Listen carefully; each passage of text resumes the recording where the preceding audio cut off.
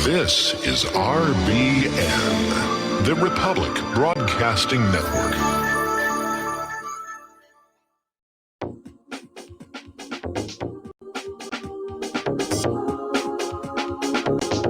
What Really Happened with your host, Mike Rivero. The history the government hopes you never learn.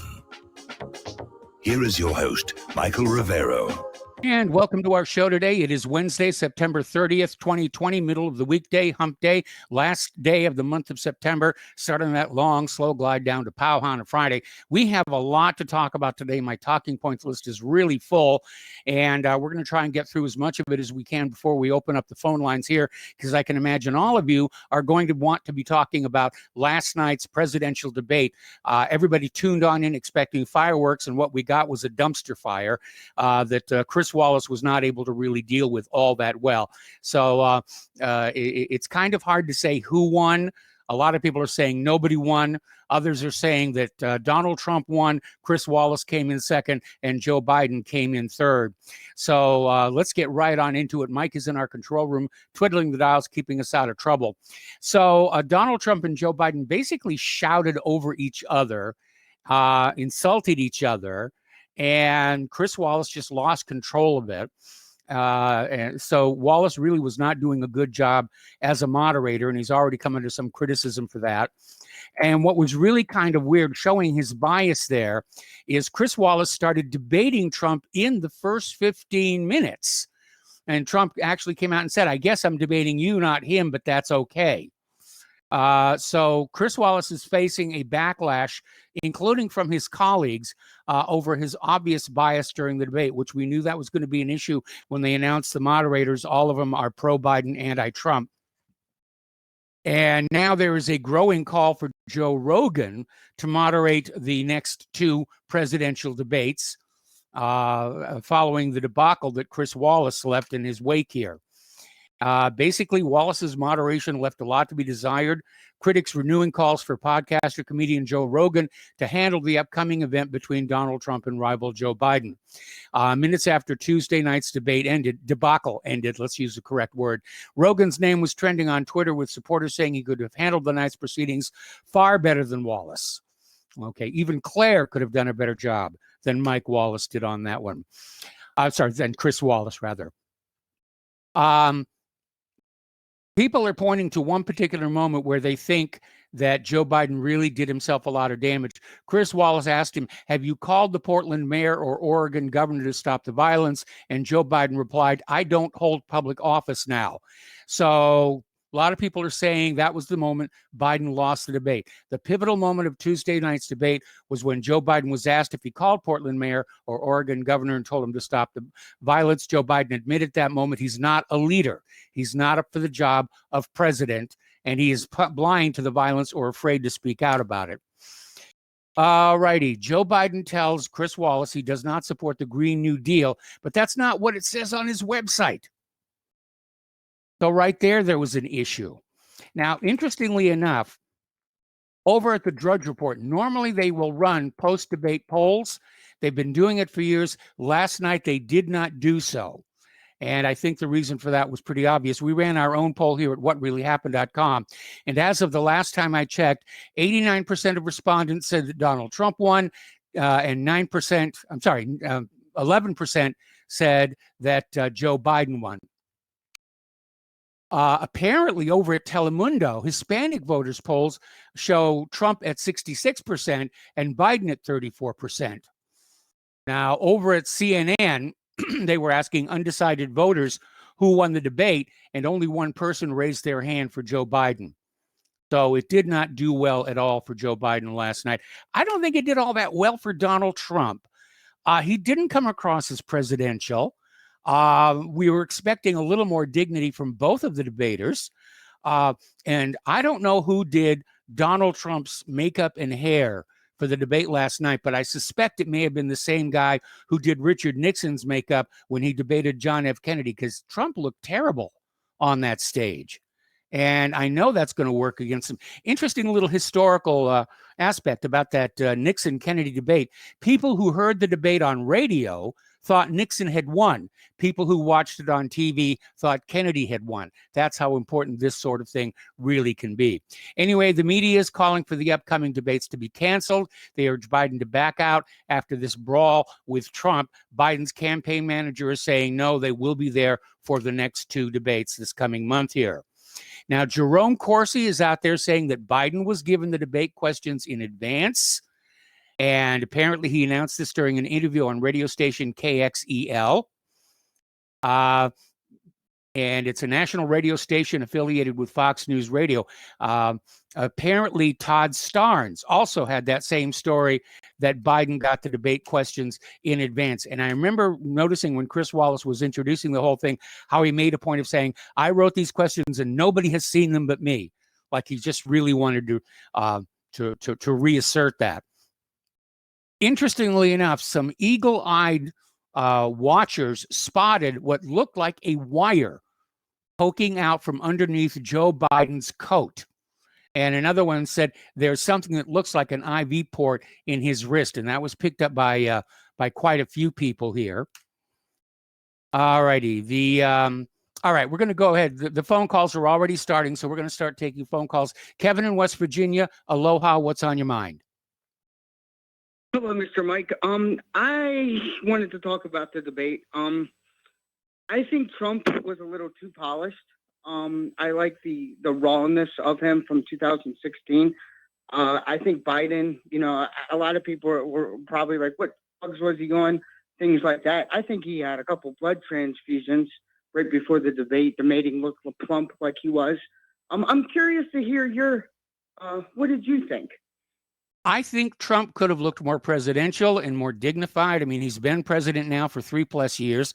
And frankly, given that the whole world was watching this, I think it came off as kind of a laughing stock, but nobody's going to laugh because we get nuclear weapons. But I don't think it served the American image abroad very well at all.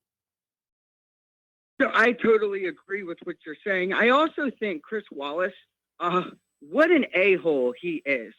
Yes. Cutting Trump off like that. 35 times he Yes. interrupted President Trump, something like along those lines.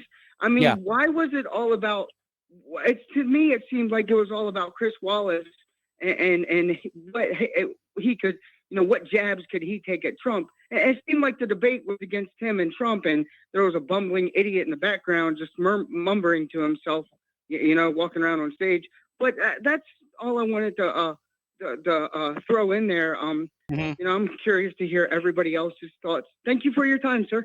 All right. Well, thank you very much here. I remember at one point I was watching, this was right to the very beginning of the debates, and they were talking about COVID-19, and Biden almost said 200 million people had died from it, but he corrected himself very quickly to 200,000. But it basically, to me, that was the beginning. That was showing that he really is not in command of facts or of his own faculties here. All righty, moving on to other aspects of our politics here. The Conservative Club for Growth is running ads urging voters to pressure Alaska Senator Lisa Murkowski and Utah Senator Mitt Romney to support the confirmation of federal Judge Amy Coney Barrett to the Supreme Court. The group launched TV and digital advertising in Alaska and Utah on last Tuesday, I guess, almost a week ago. The spots promote Barrett's qualification. No, I'm sorry, yesterday. The spots promote Barrett's qualifications and encourage voters in Alaska and Utah to call the offices of Murkowski and Romney and insist that Barrett be confirmed. This is still going to get very, very intense. And I noticed during last night's debate when they were talking about this, Joe Biden's sole argument was the people should choose, the people should choose. And Trump came back and said the people did choose. They elected a Trump presidency, and presidents serve for 4 years, and they get to pick the Supreme Court justices with the advice and consent of the United States Senate. And so this argument that the nomination should be held off until after the election is really very weak, but it's really all the Democrats have got to go on here. All righty. Apparently, a member of Joe Biden's presidential campaign staff said the standard beliefs of devout Christians, Muslims, and Jews, which consider homosexual acts sinful, should be disqualifiers for any potential U.S. Supreme Court justice. And so Biden staffer Nikita Rai said Monday night on Twitter, it will be a while before those types of beliefs are so taboo that they're disqualifiers. Well, let's see. If you disqualify the Christians, Muslims, and Orthodox Jews, there's not much left except us atheists. And I refuse to serve on the court. We're going to take another phone call from Paul in New Jersey. Hello, Paul. Welcome back to the show. What's on your mind?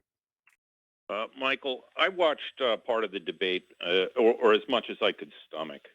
Yes. The fact of the matter is, they both comported themselves like adolescents. Yes. This was, high school debaters are more professional, more tactful, bring out a more cogent and cohesive argument. They don't interject and speak over other people. They don't snipe. We should be embarrassed by these two, like presidential candidates. We should be embarrassed for the state of cultural discourse in the sense, especially among, executive leaders. Yes. And just it's shameful, really, with Donald Trump. And by the way, it makes me very happy because I'm in the state of New Jersey and I have a mailing ballot, and I already mailed it in, and I didn't vote for either of them, and I'm very happy I didn't.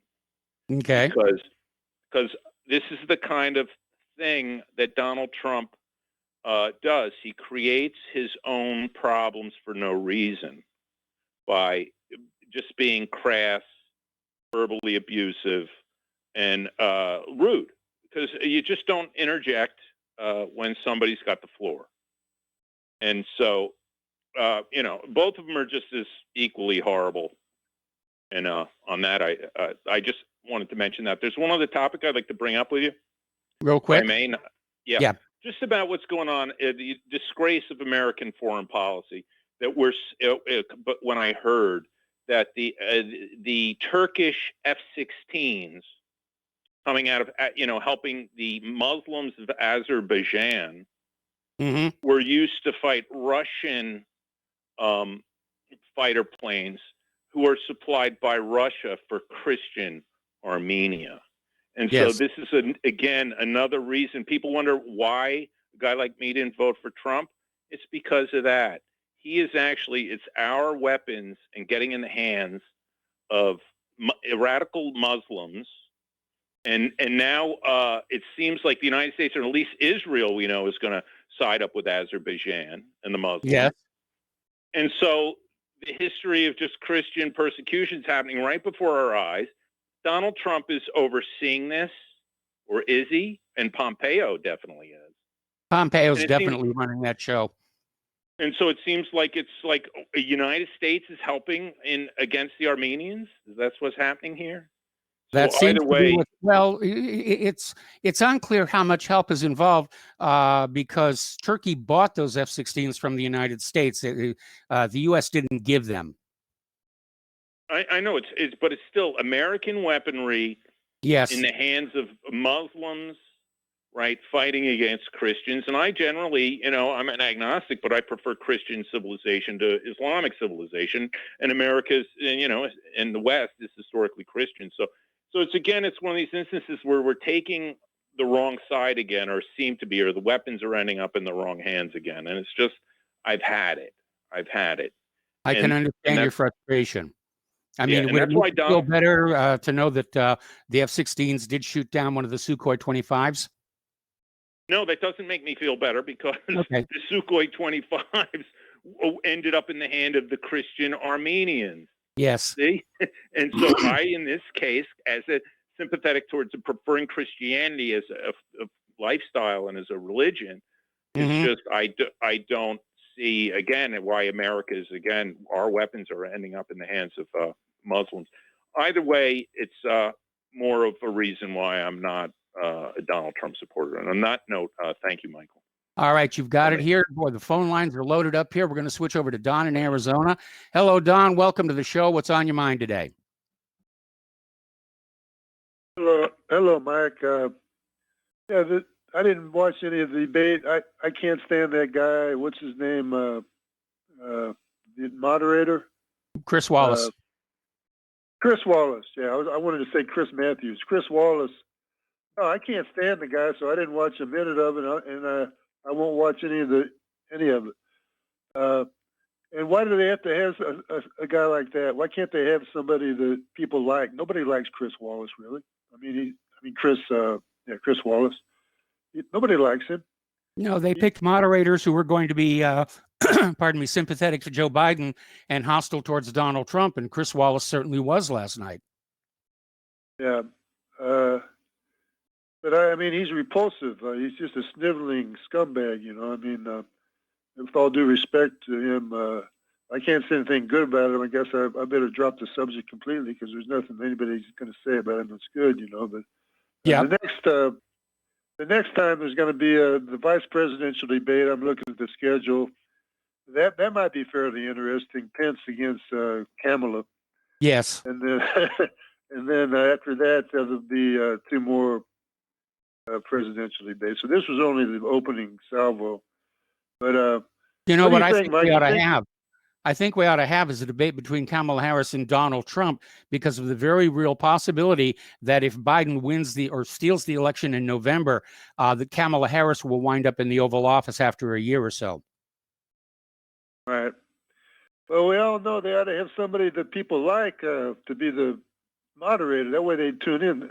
A good-looking woman. Well, they are going to have some women coming up here. I don't know if they're good-looking or not. But if they had Michelle Malky, if they had Joe Rogan, like he's talking about, he would like to do. A lot of people talking about, Joe Rogan should be the moderator. Joe Rogan is an interesting guy. People like him, and he's not totally partisan, I don't think so. But it could be also you. How about you? You'd be a good one, wouldn't you? I'd like to hope I could be a moderator, but sometimes I have trouble dealing with Tom and Dustin and Miles.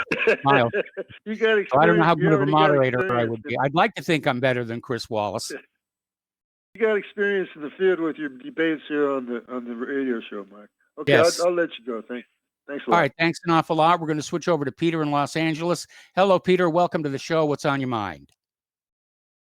Hey, Mike. I too think Chris Wallace is a travesty of a human being, frankly. They had to have the Jewish guy as the moderator. Mm-hmm. And by the way, after 110 days now of rioting and looting yes. and burning and violence and all that, he harkens back to the Charlotte riots and talks about white supremacists. Yeah, that one really bothered me. He had to get that in. That's their narrative. And they had to sneak that in. And we all know that Charlotte was an Antifa thing itself. Yes. So that the media just didn't report on, just like they've been saying, mostly peaceful, all that kind of thing. But the other thing was, I really did, neither looked presidential, neither are presidential, let's face it. But I loved when Trump honed in on him about Hunter Biden. And two things. When he went in on Hunter Biden, and of course, old Joe started to lie. And at that point, he actually started to panic. Yes. And Trump let him off the hook, and Wallace let him off the hook. But the other time he did was when he said, "What you were right about what did we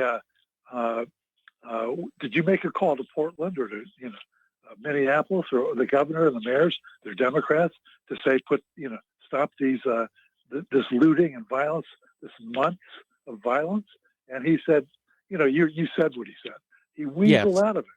And you're right. That's a good. And the one last thing was when also Chris Wallace, again, hearkening on the tribe agenda, said, "What about the critical race theory thing?" And I love that Trump didn't back down, and he didn't exactly full-throated, but listen, he's done something on it. I'll give him credit for that, and I do give him credit for that. But Trump said, "Look, they're teaching people to be unpatriotic." But I wish he would have come on stronger, saying, "Yes, if this had been about any group, it would be racist, and it's racist about these guys. Would you put your kindergartner in a multi-ethnic class and have everybody else being taught how evil he is? Nobody would do that, and it's not true. Nobody would do that, Peter, stay on the line. We got to take a break for commercials, and I'm going to come right back to you after these words from our sponsors. Sure.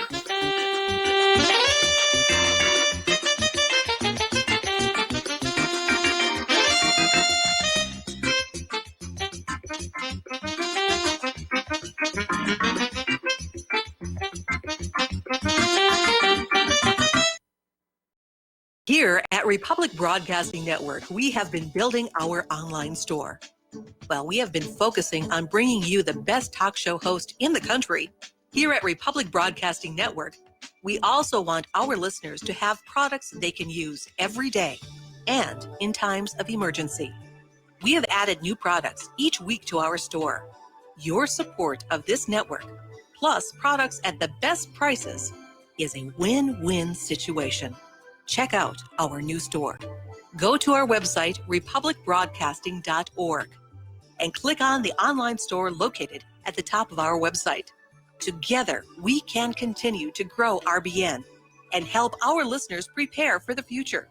Go to republicbroadcasting.org and click on our online store or call us. 800-724-2719 extension 3. 800-724-2719 extension 3. Folks, we're living in a world the likes of which we've never perceived any clearer than we do now. The plan for global governance has been in the works for generations and would have likely been achieved by now, but for the fact that the globalists left open their Achilles heel. With all their tools, Federal Reserve System, fiat currency, no child left behind, and then Common Core education introduced to our schools to dumb us down, vaccines, pharmaceuticals to lobotomize us, GMO foods, insertion of compromised or bought and paid for politicians, judges, mainstream media propaganda, all pieced together like a puzzle designed to ultimately bring the world under submission. But with all their strategy, they forgot one thing: knowledge. And knowledge is power. With knowledge, their bombardment is nullified. Folks, with that, as brilliant and knowledgeable as you've become, among the wisest audience of any radio audience in the world, and you are, I want you to take a moment to reflect and ask yourself, how much of that knowledge did I obtain from Republic Broadcasting Network? How high has my consciousness been raised since I've been a listener? How fast am I now able to discriminate truth from fake news by being a Republic Broadcasting listener? How clear am I now able to see the world since I've been listening to RBN? Ask yourselves those questions, folks. Then ask yourself, what is that knowledge worth to me? Like my morning coffee, how would I survive without it? A voice of truth in a sea of lies. Do we not all need to make sure it survives? Like public broadcasting, we are now finding we can only survive with listener support. Censorship, advertisers being attacked, truth itself being attacked. It's the only way through this. We at Republic Broadcasting humbly ask you to become a supporter. Look at your budget and make a determination of what Republic Broadcasting is worth to you and what you can afford on a monthly basis. Go to republicbroadcasting.org and pledge 20, 30, 40, 50, if possible, 100 a month or more if it's affordable. Click the donate button and become a regular monthly donor. Assure both us and yourself that Republic Broadcasting truth will continue to flow like that morning coffee. The network thanks you.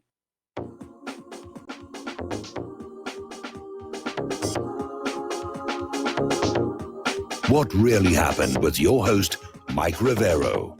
You're listening to the Republic Broadcasting Network. Here is your host, Michael Rivero. And welcome back to our show here. And a friendly reminder and a nudge in the ribs that Republic Broadcasting Network is still in the middle of a perpetual fundraiser. And a heartfelt thank you to those of you who have stepped up to the plate and donated to keep us doing what we're doing. The only way we're going to get the big money influence out of media is for the little money to unite together in the common cause of restoring our republic. So as a reminder, the postal address to send a check, money order, or if you prefer anonymity, cash, is Republic Broadcasting Network, 2251 Double Creek Drive, number 302, Round Rock, Texas, 78664. The phone number where you can make a credit or debit card donation is 800-724-2719, extension 3. The network thanks you. Okay, we're talking with Peter in Los Angeles, and Peter, take it away. Peter, are you there? Okay, looks like we may have lost Peter. So let's go to Tim in Washington. Hello, Tim. Welcome to the show. What's on your mind? Yes, Mike. I just want to do always a great show. Listen, have you gotten a transcript of the debate last night? I only have 2 points, and I'll jump off the air. Did you get the transcript? I don't have a complete transcript. I don't even have the overnight numbers as to how many people watched it. They were expecting 100 million. My instincts are telling me they didn't get that many. Okay, well, if you go to rev.com or ev.com /blog/transcript. You get the actual exact wordage. I don't know who did it, but she did a wonderful job, even with the crosstalk and everything. But my 2 points are, number one, Mike, do you really want to go back to the debates that we used to have? Do you realize last night we had the most unusual debate we've ever had? I mean, it was the most revealing. The amount of subjects was like over 100. President Trump actually extracted more information from Biden than Chris Wallace did. He got him to basically say that he wouldn't commit to whether he would pack the court. He got him to admit that he wouldn't call in because that wasn't his job. He got him to admit so many things because of the crosstalk. I mean, I never want to go back to a debate that we had before after last night. Last night is what the American people wanted. That's the kind of thing we actually want to see. Forget the presidential stuff. Let them just break out Lincoln Douglas debate. Let them have bare knuckles. I mean, it was very revealing. And when you go through the transcript, you'll see it. I'd pay to see that. Right. Okay. Well, my second point is that who was actually more reflective of the American people last night? We've all been pent up for 8-9 months with this COVID-19. Half of us are depressed. We're frustrated. We're angry. And when President Trump got up on stage last night, he reflected that frustration, that anger. I mean, in a way, he reflected the mood of the country through this all this pent up. And so it was. I'll tell you, Mike. I want to see every debate like the one last night. I want to see it just like bloody. I mean, Joe Biden, he brought a little pocket knife, and then New York, Donald Trump, he broke out a 10-inch switchblade, and he just cut him to pieces. A bloodbath. That's what we want to see. Always a great show, Mike. I just thought I'd drop in. Thanks so much. All right, thanks an awful lot. We're going to switch over to Joe in Tennessee. Hello, Joe. Welcome to the show. What's on your mind today? Well, I couldn't agree with the previous caller more. I mean, there's a reason why the media is out there saying, oh, no, we can't have debates like that anymore. And that's because how effective it was and how they really did kind of pull a lot of information out of one another. And that's something that the controlled media and the oligarchs and the powers that be really don't like. They don't want to actually have real debates.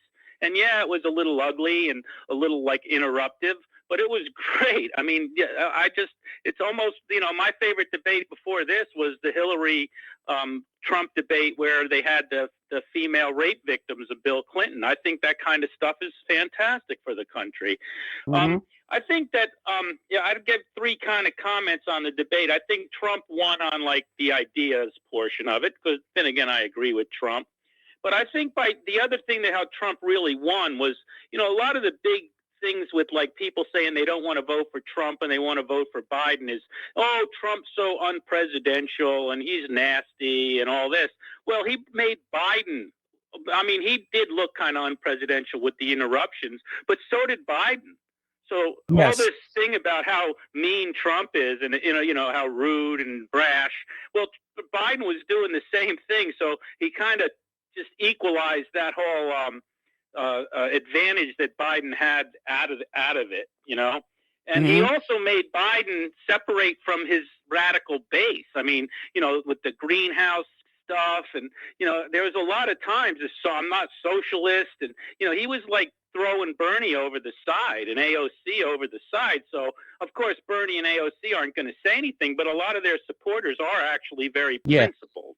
Of all the people in the Democratic Party that are principled, people, I would say it is the left on the far left. I give them credit because they're like the far right in that they're very principled people, and they're looking, So Biden really showed, he ran to the middle and he just left the left, and the only time he didn't like run to the left. Joe, I got to put you on hold. I got to put you on hold. Don't hang up. Okay, I'm going to come right back to you after these words from our sponsors.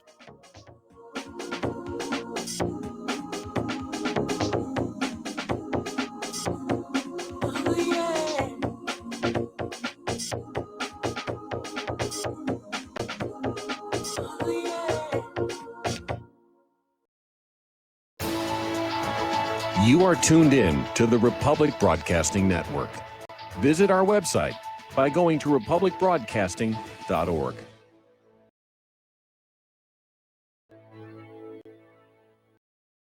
Homeowners, if your lender has gone out of business or sold your transaction to another lender or servicer, you may be the victim of a wrongful foreclosure, resulting in the loss of your home. If you've already lost your home, are in foreclosure, or even in good standing, you can challenge the mortgage transaction's illegal issue, and your property can be restored to you, and your foreclosure can be stopped or reversed, and the mortgage transaction declared unenforceable. State laws, U.S. title codes, the Uniform Commercial Codes, and U.S. Supreme Court rulings have upheld that defective mortgage documentations can reverse or stop foreclosures and enforce property title claims in favor of the homeowner. We are having successes in stopping the process of foreclosure, the enforcement of the foreclosure judgments, the sale of property, and evictions after the sale. We are not attorneys, and we don't give legal advice. We are a professional team of legal researchers, providing forensic mortgage audits and expert witnesses. We have the knowledge to produce the evidence and enforce laws regarding your legal issues. We've been in business for 12 years without a complaint. Consultations are free, and we provide a free title search to confirm if your mortgage has legal defects. Please call 855-253-3748. 855, 2, keep it today.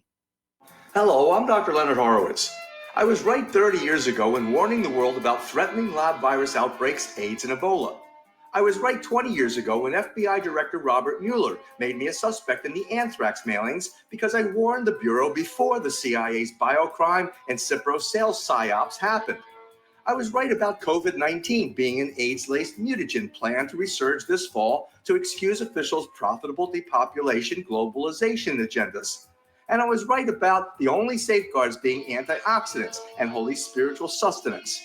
Vitamin C, D, zinc, chlorophyll, oxygen, and oxysilver especially transmits the frequency resonance to neutralize the expanded function bioweapon. Oxysilver is a double superconductor of the healing power of love. It is the first nutraceutical invented to amplify prayer power and the faithful, loving intention of your heart. Buy, try, and stockpile Oxysilver through healthyworldstore.com.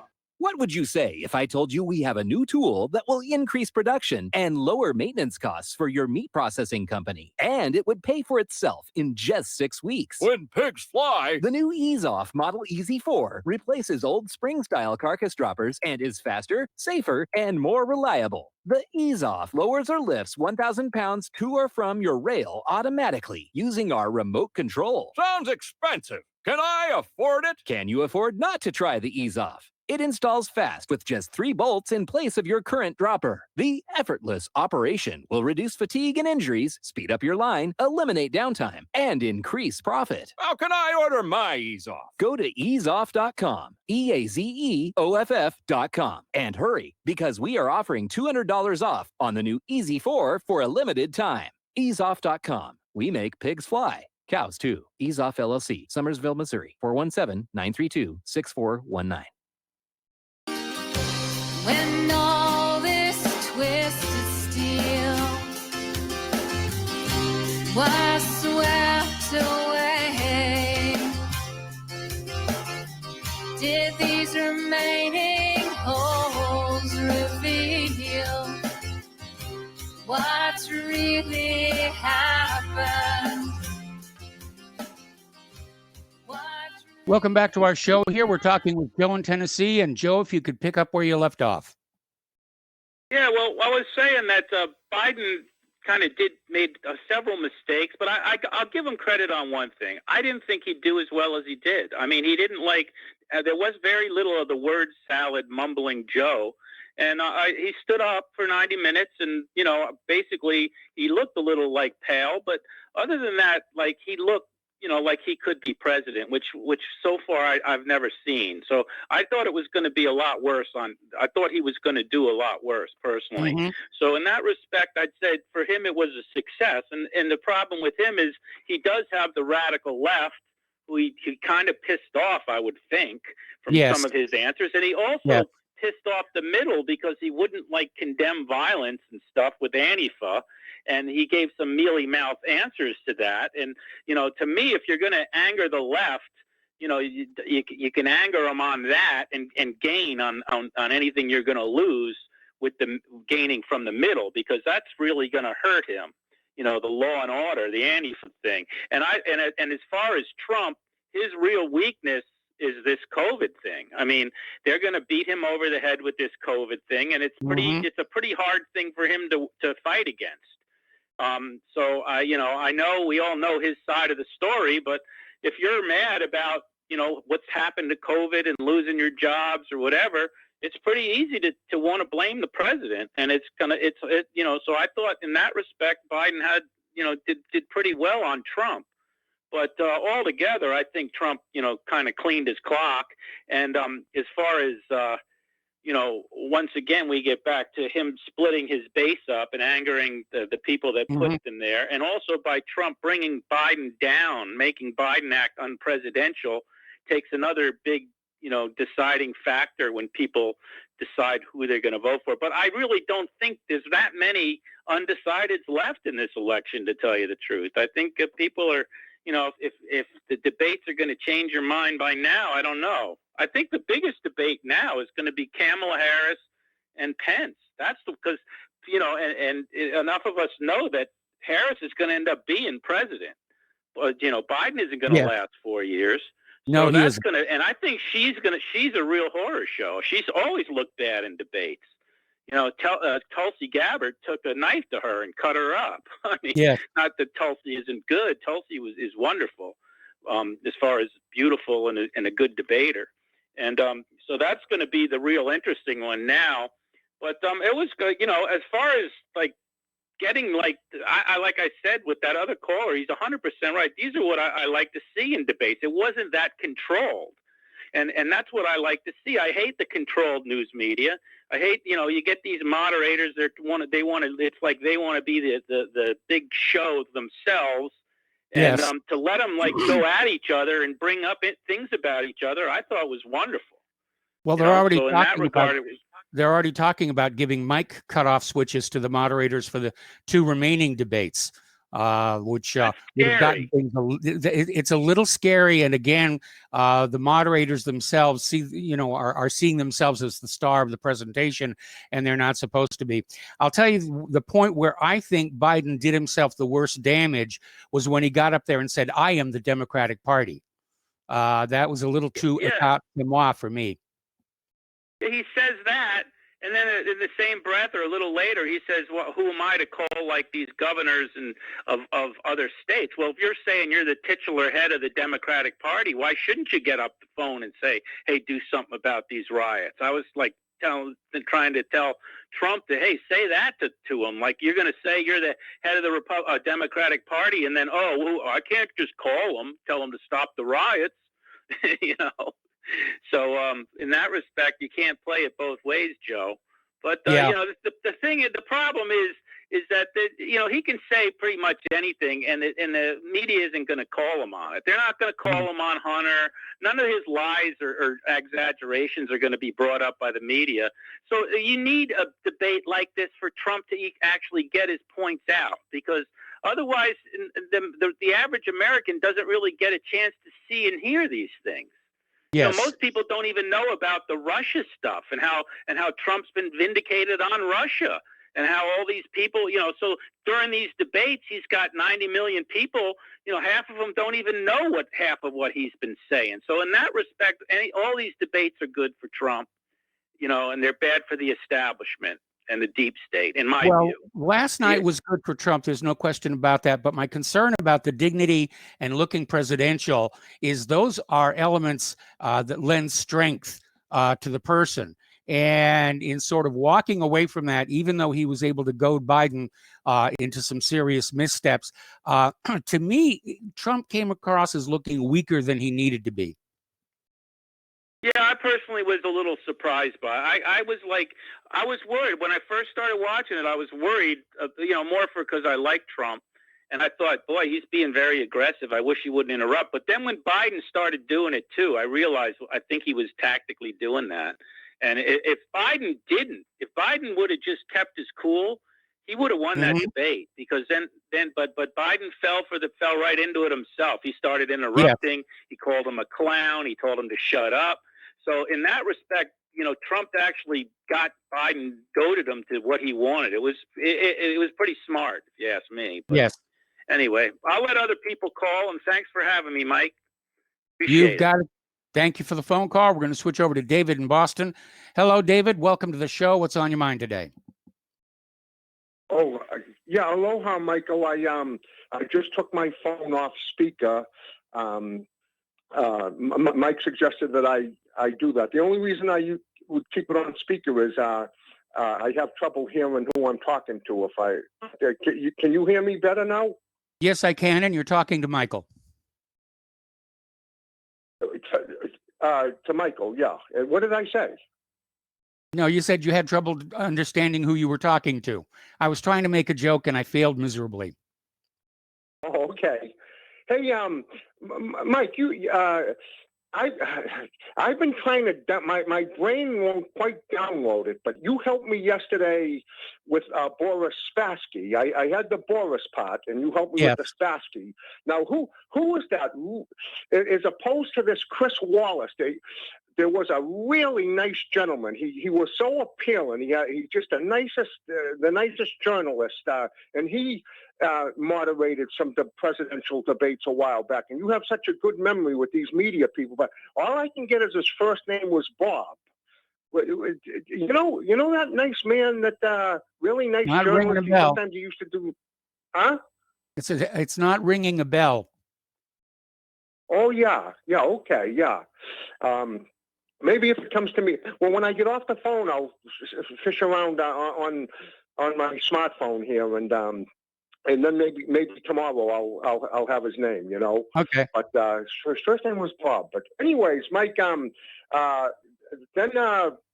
another thing I was going to comment on, Mike. I don't know, maybe a little bit of levity and everything. It's the last day of September. Yes. So that means that basically the beach days have gone bye-bye until For this next year, summer. yes. Yeah. So this is what I was thinking about. But so a lot of the ladies and the young ladies and everything, and I know we mostly have a male audience here, it seems like, but maybe some of the men back here in Massachusetts, down around P-Town, Provincetown, or something, it might apply to them. But so these young ladies and everything, they're a little bit sad that they're going to have to put their bikinis away. Yes. And forget about them until next summer. But that's not so. And what I would like to suggest is we're entering into a new flu season. And, I know they can't put their celestial bodies on display at the beach and everything. That's the bad news. But the good news is they can wear it as a face bikini. Don't put it away. Wear it as a face bikini. Well, it would be just as effective as those face masks. Yeah, right. So anyways, but so Mike, I watched the debate, and I don't have a television like a lot of us patriots. I can't stand it. I call it the toilet vision, or the image of the beast and everything. I don't have one. So I wound up watching the debate on InfoWars, and Alex Jones, just like he does with his guests all the time, he was stepping all over, Trump and Biden and everything, calling Biden names. I couldn't even hear, it was ridiculous. And he had a lady. She's a very appealing lady, a very sexy lady. I think that she's kind of new with Alex Jones, Lorena or something, and she's a lot of fun and everything. But they kept making their comments all during the debate and everything. And but Mike, I'll tell you something that really turns me off about Trump. Yes. And this whole policy we have vis-a-vis Iran. Yes. That just turns me off so much, Mike, that, Mike, that Iran, in ancient times, it was actually called Aryan. A lot of these Americans, they don't realize it, but it's actually a lot of people. I studied, I read some of E. Raymond Capp's books, and I read Tracking Our Ancestors, Tracing Our Ancestors by Frederick Haberman. I got that from up in northern Idaho. There, the ministry up there. America's Promise and everything. So Frederick Haberman, Tracing Our Ancestors, and then books that I got from Scriptures for America and from Jones, Pastor Jones. They've all passed away now from New Mexico and everything. But evidently, Iran is like the cradle of the white race. And not only is it the cradle of the white race, but evidently it's the cradle of monotheism. The first monotheism was Zoroastrianism and Ahura Mazda and all well, that. it was a duality religion. Zoroastrianism, they had their equivalent of a Satan as well as their god. I think it was yeah, they had they had a Ahura Mazda, and then I think what is it, Manu or something, was that like the devil or something? But, yes. But I don't know. Michael Collins Piper hosted a revisionist meeting over there about the Holocaust and everything, and it was quite a conference and everything. And Michael Collins Piper was really impressed with Iran. And Michael Collins Piper used to point out that for these Catholics and everything that think they're supposed to hate Iran, that the Blessed Mother Virgin Mary is mentioned more in the Quran than she is in the Bible. And he talked about how he visited St. Mary's Square right in downtown Tehran and everything. And Mike, I'll just close by saying I think if I was president, I know I could make a really good ally out of Iran, and it would be a bullet against the communist world, against communist China, and against Vietnam. And even if we ever had hostilities with Russia again, Tehran would be a great ally to have. And I think it's totally insane. It reminds me of Madeleine Albright. I almost think if Trump had his way, with these sanctions and everything, if 1.5 million Iranian children died from lack of medicine and everything. I think Trump would say, if he was out, do you think it was worth it, Mr. President, that 1.5 million Iranian children have died because of your sanctions? I think it's yeah, it's definitely worth it, So that's what turns me off. It really turns me off more than anything else about a guy like Trump. Well, it's not just Trump. I mean, it's our entire military-industrial complex. It's, it's the deep state. They're a bunch of warmongers. They're after Iran, and they still are, even though they're having to pull out of Afghanistan. And it looks like they're going to restart the Iraq war now. So it's just crazy because, we can't take on the entire world, even with nuclear weapons. And I think when World War III really gets going, the U.S. is going to lose. Yeah, and Iran would have been a natural ally of the U.S. instead of making an enemy. And one little factor, Mike, and I'll get off, but and I know this isn't a religious show, but it goes back. Most of these hostilities have, ancient roots, and the thing with Israel in Iran, it goes back to that damn book of Esther, which most Bible scholars believe it should be a non-canonical book. That book of Esther, with Haman and Esther and Haman and all that, and then they wound up under Queen Esther killing all the Jews. Killing all the people who were against the Jews. Yes, they went out and killed all the people. They still have that big festival. What's the big Jewish festival there? What's the name of the festival? Off the top of my head. It's been, it's been a long time since my first wife, and I've forgotten a lot of that stuff. Purim? That'll come to me in a minute too. But they have a whole. They actually eat something like Haman cookies. David? Huh? David, is it Purim? You gotta go. No, I said, is it Purim? Yeah, it is Purim, Mike. Okay. That's what I was trying to think of. Purim and everything, And but there's no reason in the world why we shouldn't be friends with Iran. And no, there really isn't any reason. I think archaeologists think that the the location for the historical precedent for the Garden of Eden was located in Iran.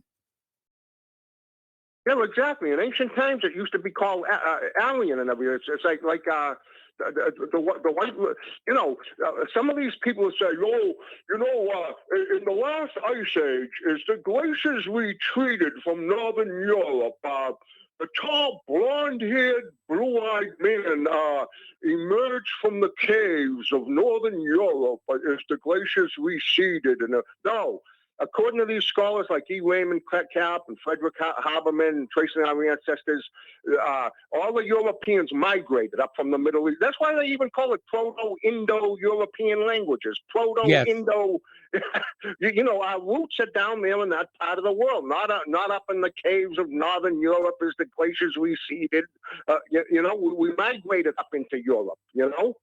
But that's the topic maybe for some other show. And when I think of, right when I hang up with you, Mike, I'm going to find out, do a little in my phone and try to find out Bob's last name. But he's the most likable guy. He's just the opposite of that Chris Wallace. He was just such a gentleman. All right, He well, was David, so good at David, I got to let you go. We got to take another break for commercials, and we'll be right back.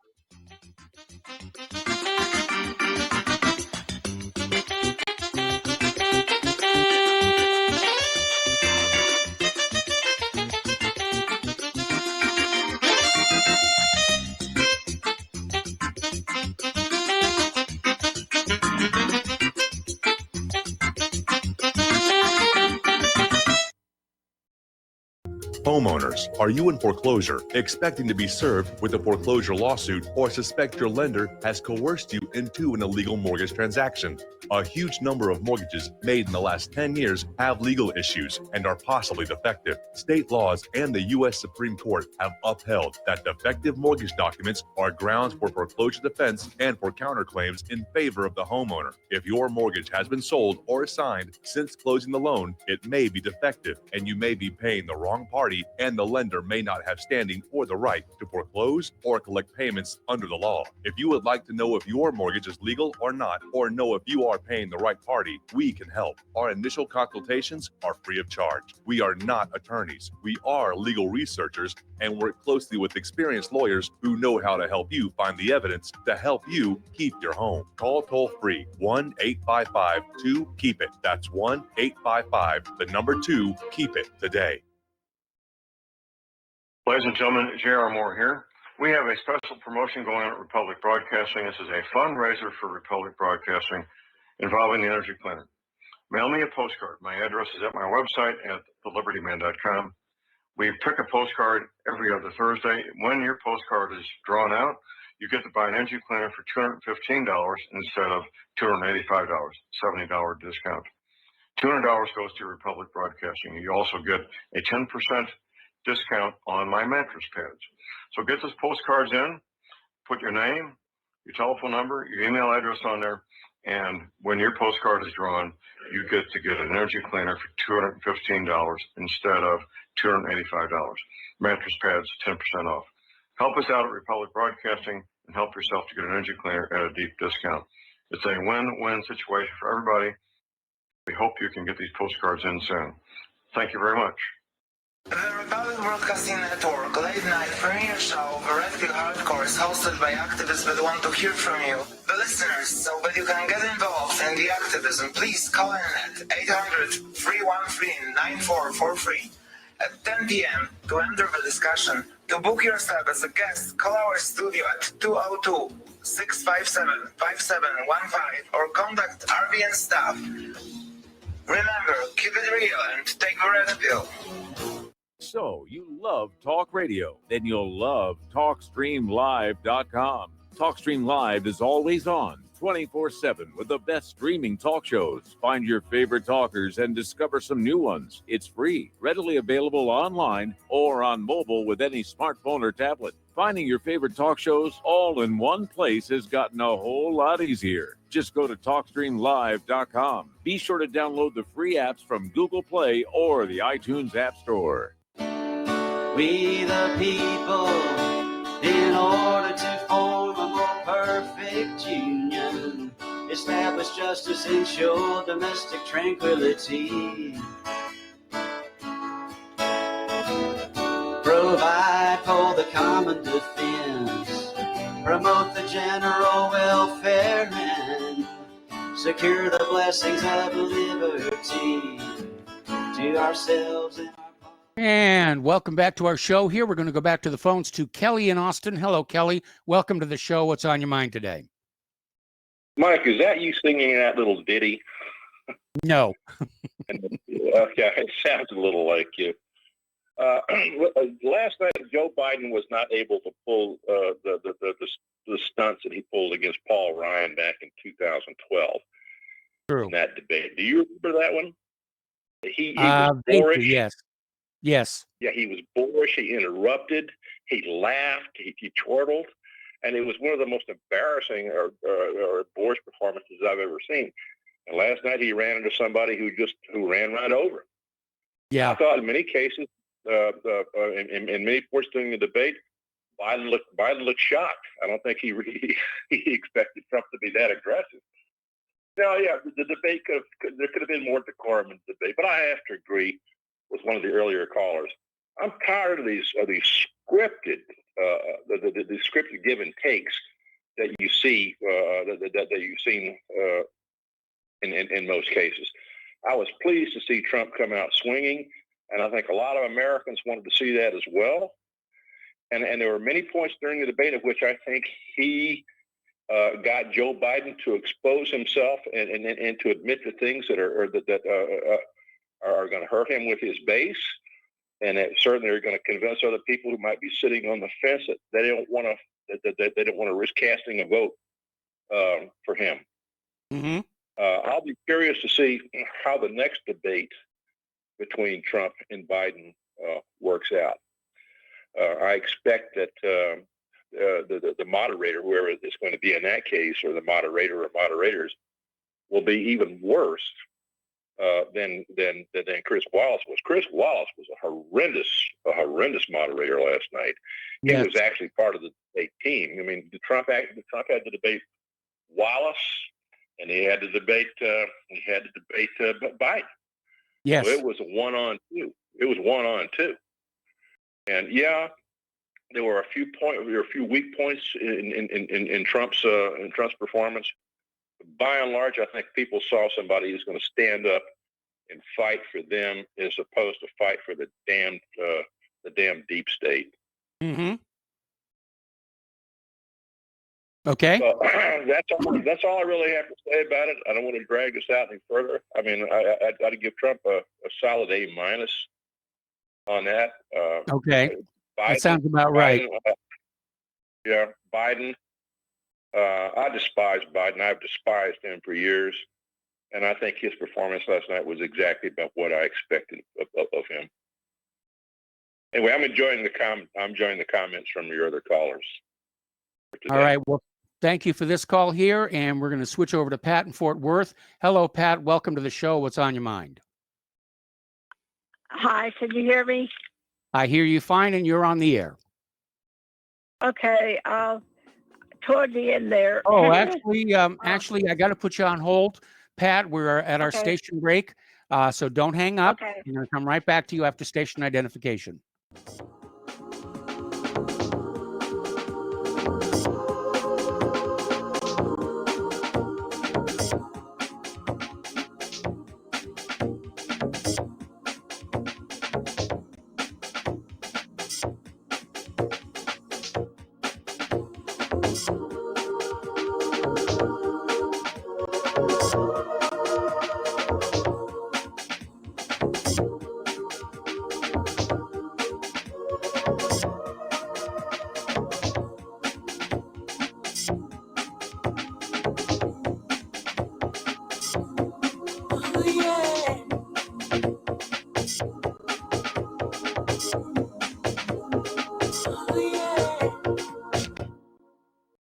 Homeowners, if your lender has gone out of business or sold your transaction to another lender or servicer, you may be the victim of a wrongful foreclosure, resulting in the loss of your home. If you've already lost your home, are in foreclosure, or even in good standing, you can challenge the mortgage transaction's illegal issue, and your property can be restored to you, and your foreclosure can be stopped or reversed, and the mortgage transaction declared unenforceable. State laws, U.S. title codes, the Uniform Commercial Codes, and U.S. Supreme Court rulings have upheld that defective mortgage documentations can reverse or stop foreclosures and enforce property title claims in favor of the homeowner. homeowner. We are having successes in stopping the process of foreclosure, the enforcement of the foreclosure judgments, the sale of property, and evictions after the sale. We are not attorneys, and we don't give legal advice. We are a professional team of legal researchers, providing forensic mortgage audits and expert witnesses. We have the knowledge to produce the evidence and enforce laws regarding your legal issues. We've been in business for 12 years without a complaint. Consultations are free, and we provide a free title search to confirm if your mortgage has legal defects. Please call 855-253-3748. 855, the number 2, keep it today. You're listening to the Republic Broadcasting Network because you can handle the truth.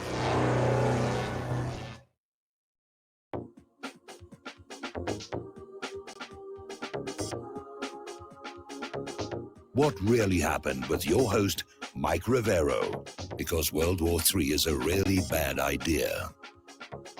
Here is your host, Michael Rivero. And welcome back to our show. Hour number 2. The phone lines are open, 800-313-9443. We're talking with Pat in Fort Worth. And Pat, why don't you just take it away? Okay, towards the end, he said this twice. He said he was going to have weatherization. Well, I know that's a code word, okay? And what it is a part of the International Code Enforcement and Animal Control Corporation. Don't they have an ad valorem tax in California? When I was there, I was young and I lived in military housing, so I don't know. But they come in and they see what of value you have in your house that's taxable, tax you for that. Well, that's I don't what recall seeing that in all the years I lived in California. Okay, well, that's what they plan on doing. And, they got a lot of reason, they're not getting all the taxes they should, whatever, blah, blah. Oh, they're getting more than the taxes they should. They're just not getting the taxes they want.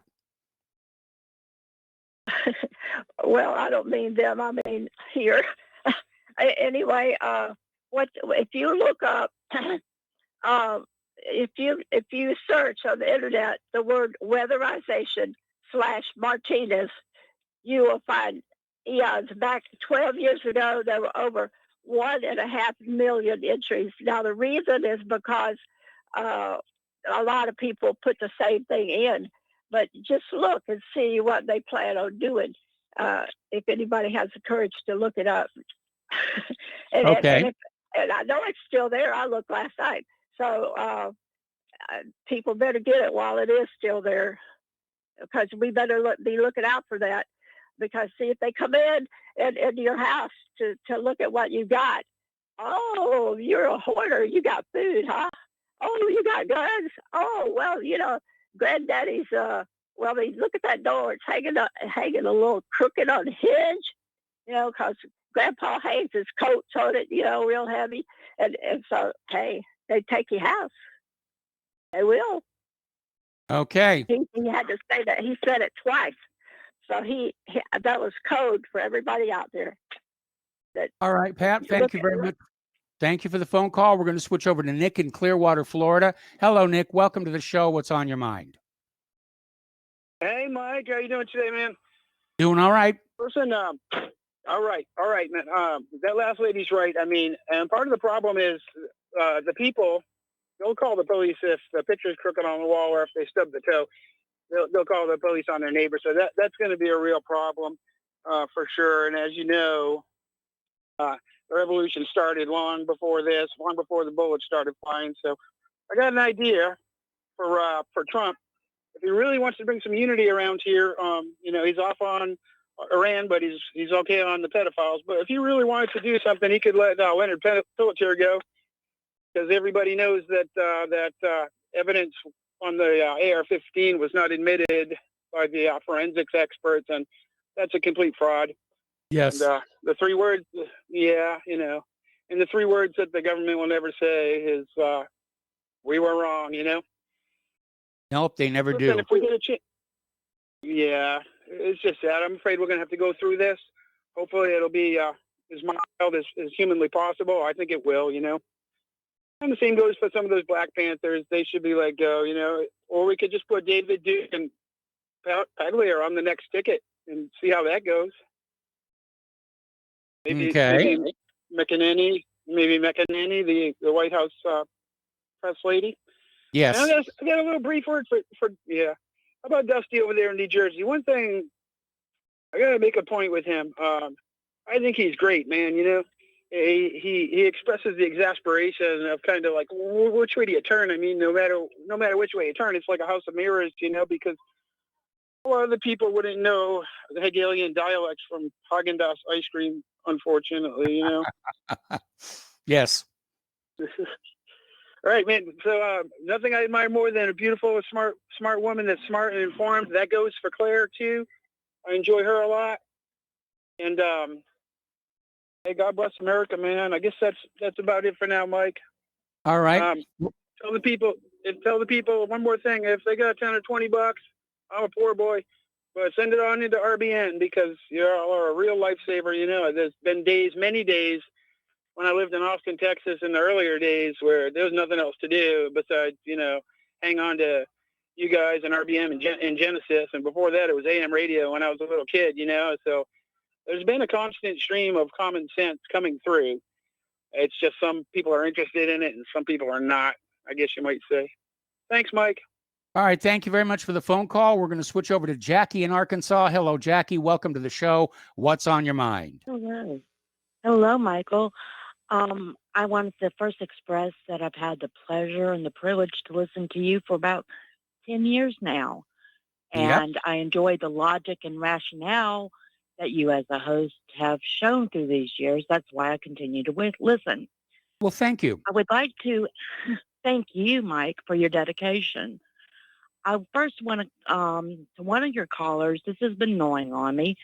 They made a statement, and contrary to their statement, I am a Caucasian woman that thinks with my brain and pumps blood with my heart. So I just wanted to make sure that was clear that I do not think with my heart. But I was listening to yesterday's show, and I think it's a new caller, and he brought up some points, and he was not giving out numbers. He was giving out dates and times, and I do recall hearing it, so I went and double-checked. And there's another caller named Miles that calls in often. But he did say on the 12th, it was 8/12, that would have been August 12th, he did say that Biden was hired by Trump and then he was fired. And then he said something about it takes a crook to catch a crook. So that implies that there's a lot of crooks catching crooks and then you fire crooks to get better crooks. I don't understand that. Well, politics is a war between one group of criminals and the other group of criminals. So we just keep getting better criminals? You're afraid so. Well, then he disparages this guy Mark's name continuously. He called him myopic, atheist. And when he did call it in, or tried to call in to reclaim his name to defend himself, Miles didn't allow it. And but this guy Mitchell, I think, Memphis Mitchell, he calls it out, and then Miles says he's a troll. Well, I went and checked to make sure I didn't mishear because I could be wrong. But I checked and Miles, sir, you did say these things, and accountability. We have free speech, but we are accountable for what we say in our actions. As so our people that govern us, they also should be accountable, should they not? Mm-hmm. But Miles, it starts with you for being accountable because you told us this guy was a liar and a troll. That's a label. That's defaming that man's name and then Mark's name. But you won't let him, respond to, stand up for himself.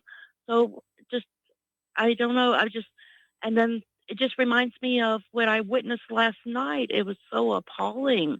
I was ashamed that this is the best our beautiful country has to offer were these two buffoons on television last night. That's really the best we have, but accountability. And then I hear others calling about the riots, and no, we should not be destroying each other's properties. I'm a former business owner. I worked hard and enjoyed capitalism. However, people are angry because there's no accountability. So maybe everybody's not rioting because it's a Soros thing. And I don't want my business burned down. That's stupid. But if you're protesting Wally World, you're not going to go to Target to protest Wally World, right? Yes. So it's just chaos and mayhem. And I appreciate you listening. And I mean, it's just people need to stop the name calling and the labeling because I agree. it's a chilling effect. And and I enjoy your show. And like you brought up topics yesterday that people should have been discussing. I'm not that up to date on that Breonna Taylor, but they recanted. Yes. So these people are angry and they recanted. So what's going to be done now? Who are we going to hold accountable? Part of the personal life is not up for debate. What's up for discussion and people to be angry about because this is our government saying it's okay to murder somebody because the law said so. And I'm like, what happened to my America? What happened to the place I remember growing up? And I'm young. I'm only Yes. 54. Mhm. But what happened? Why aren't we holding people to account? You're saying it's okay for you, the government, to break the law, but we, the people, can't. Well, they've always We had have to that just take attitude. it. They didn't want you to know about it. But I mean, if you look at the history of COINTELPRO, the FBI was breaking the law left and right, and they felt it was, their right to do so. And they continue to do so to this very day. The laws are for the little people.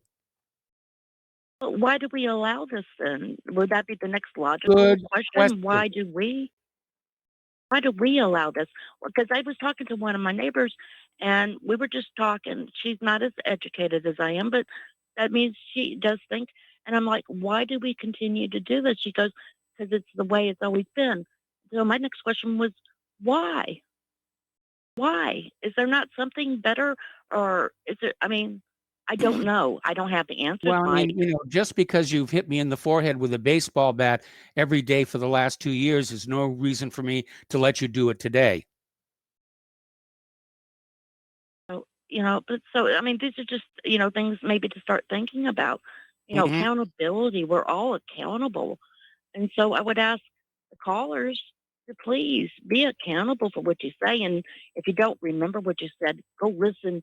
I don't think a lot of people listen to what they actually say. And it's like, those words are powerful.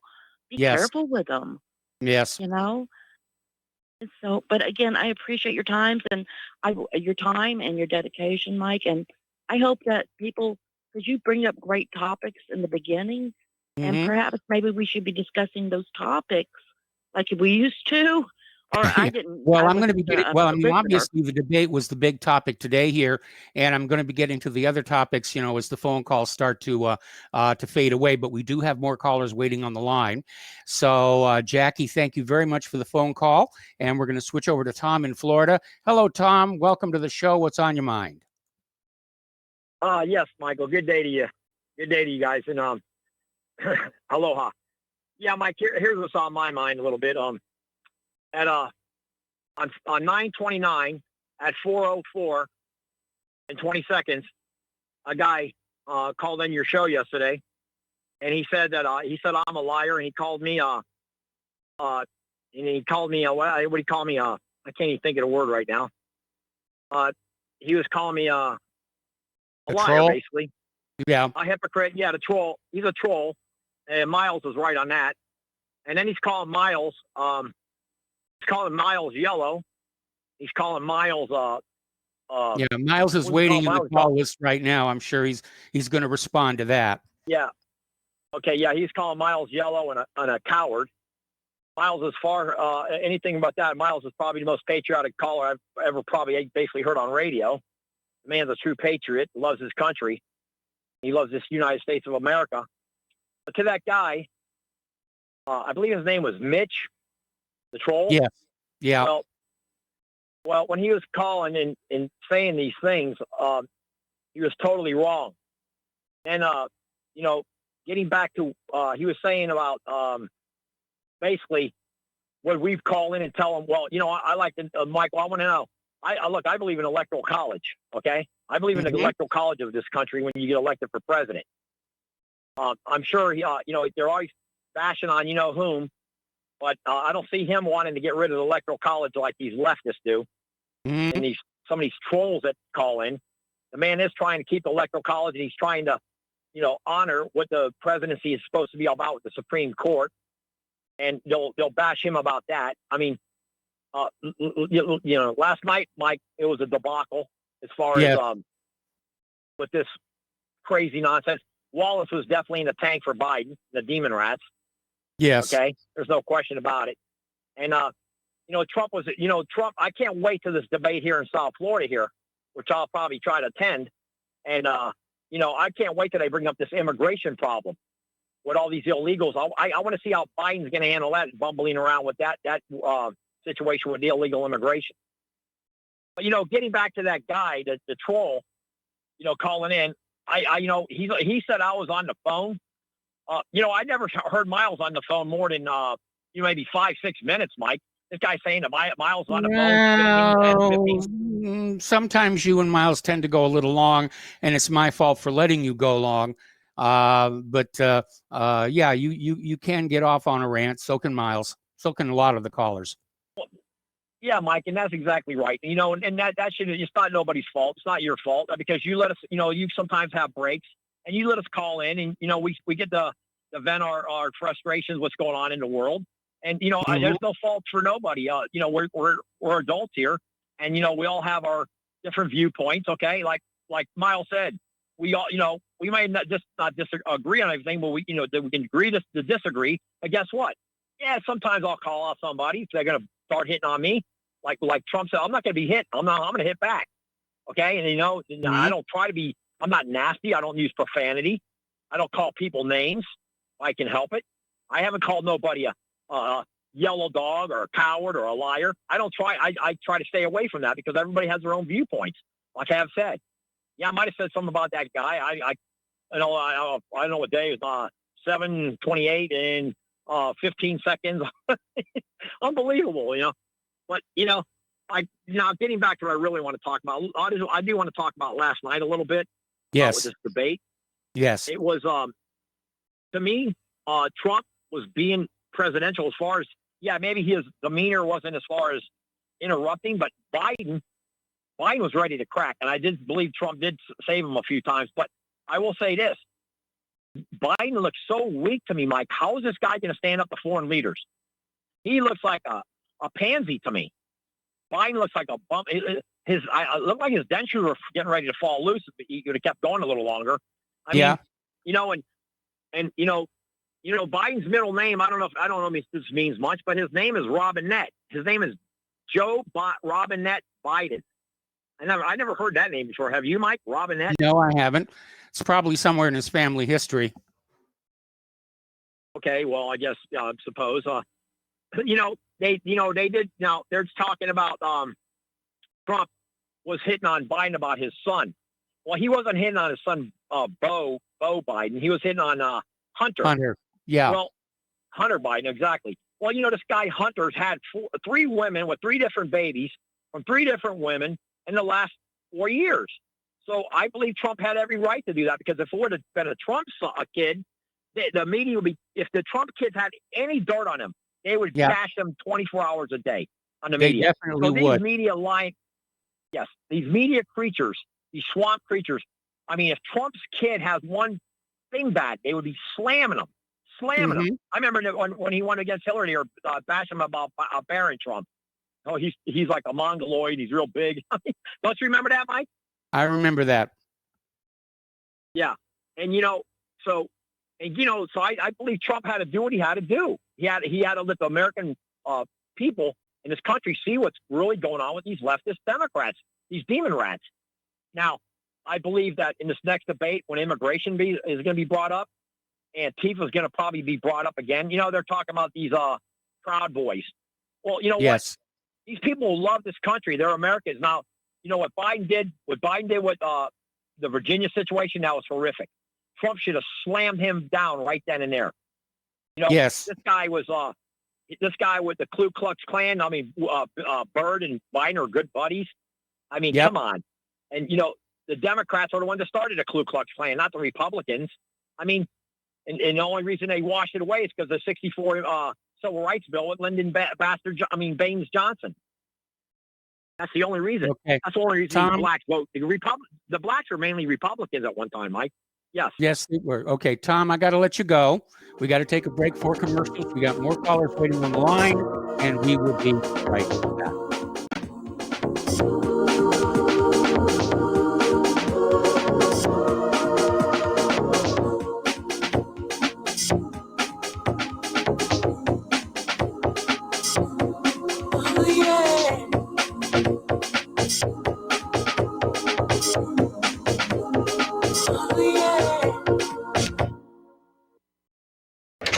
Hey, honey, I'm home.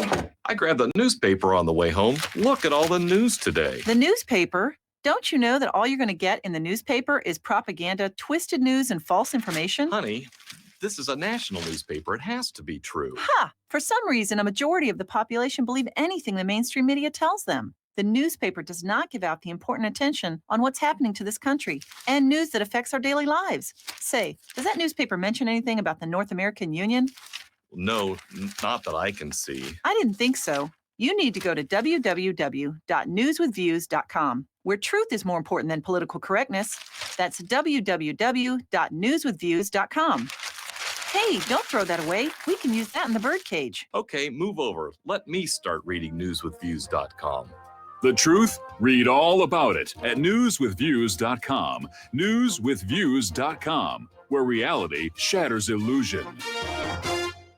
Folks, we're living in a world the likes of which we've never perceived any clearer than we do now. The plan for global governance has been in the works for generations and would have likely been achieved by now, but for the fact that the globalists left open their Achilles heel. With all their tools, Federal Reserve System, fiat currency, no child left behind, and then Common Core education introduced to our schools to dumb us down, vaccines, pharmaceuticals to lobotomize us, GMO foods, insertion of compromised or bought and paid for politicians, judges, mainstream media propaganda, all pieced together like a puzzle designed to ultimately bring the world under submission. But with all their strategy, they forgot one thing: knowledge. And knowledge is power. With knowledge, their bombardment is nullified. Folks, with that, as brilliant and knowledgeable as you've become, among the wisest audience of any radio audience in the world, and you are, I want you to take a moment to reflect and ask yourself, how much of that knowledge did I obtain from Republic Broadcasting Network? How high has my consciousness been raised since I've been a listener? How fast am I now able to discriminate truth from fake news by being a Republic Broadcasting listener?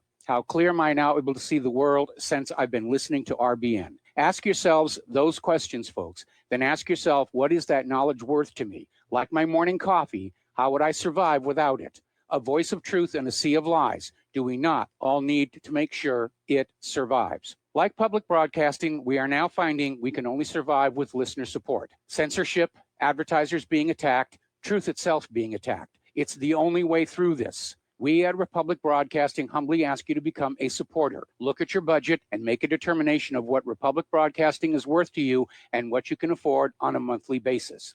Go to republicbroadcasting.org and pledge 20, 30, 40, 50, if possible, 100 a month or more if it's affordable. Click the donate button and become a regular monthly donor. Assure both us and yourself that Republic Broadcasting truth will continue to flow like that morning coffee. The network thanks you.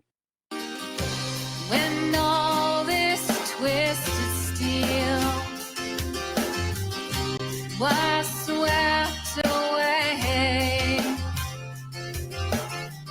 did these remaining holes reveal what really happened? Welcome back to our show here. And again, the postal address to send a check, money order, or if you prefer anonymity, cash, is Republic Broadcasting Network, 2251 Double Creek Drive, number 302, Round Rock, Texas, 78664. The phone number where you can make a credit or debit card donation is 800-724-2719, extension 3. And there's no such thing as too small a donation. We're going to go back to the phones here to Miles in Maine. Hello, Miles. Welcome to the show. What's on your mind? Aloha, Michael. Hey, what was this woman from Arkansas? What's her name? Jackie? Yes. I've never heard her call before. Have you? Yes, she's called before. Oh, I've never heard her on the call before, but you know, she's wrong about what I said, and I really don't understand what is this uproar about the phrase I used. It's a common phrase. It takes a crook to catch a crook. I mean, have you heard that before, Michael? Yes, I have many times.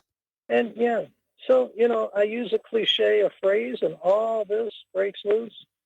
Now, I'd like to see what the callers think about this. Now, this is ironic Well, to I'd me. rather the callers kind of stick to the topics, today of which, of course, the debate is first and foremost. And I'm getting emails from people complaining that more and more the callers are talking about themselves rather than the issues of the day.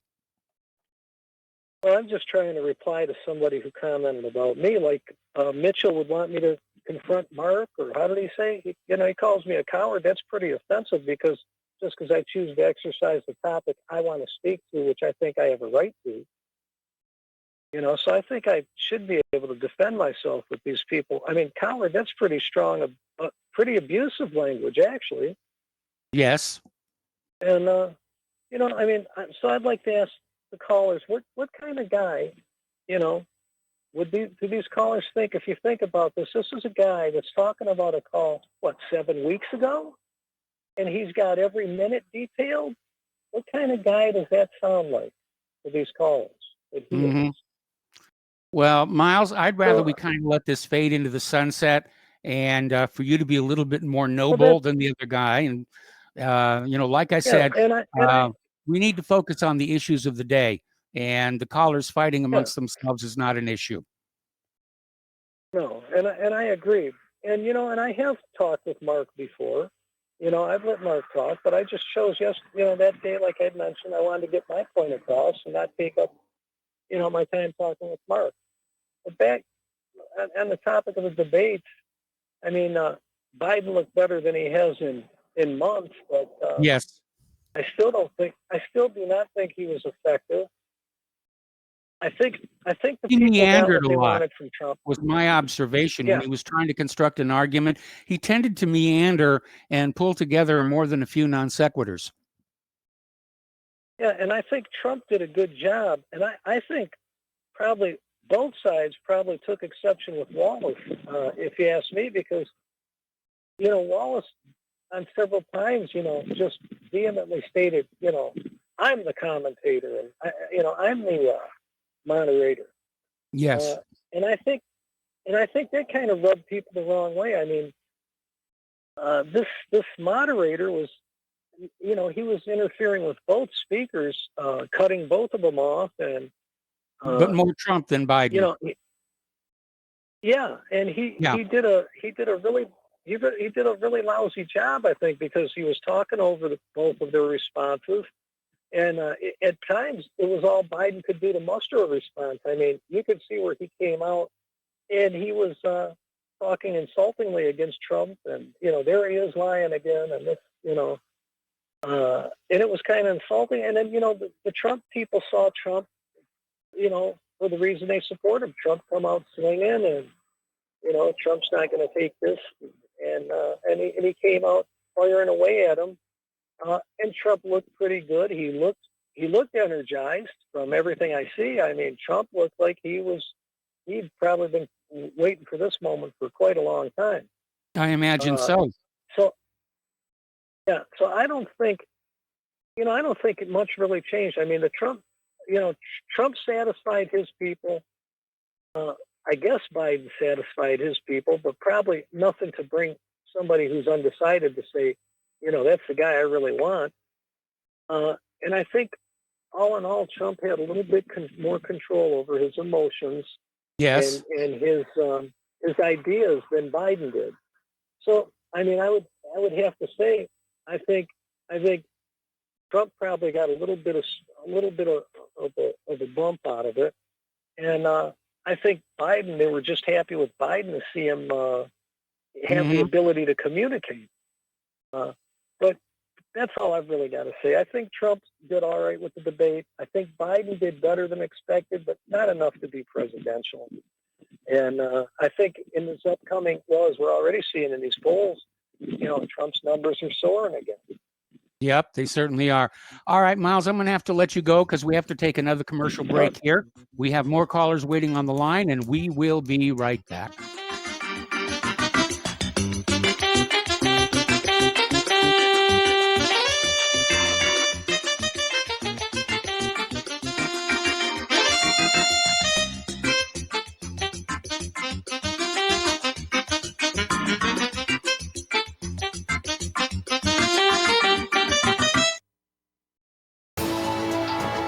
You are tuned in to the Republic Broadcasting Network. Visit our website by going to republicbroadcasting.org.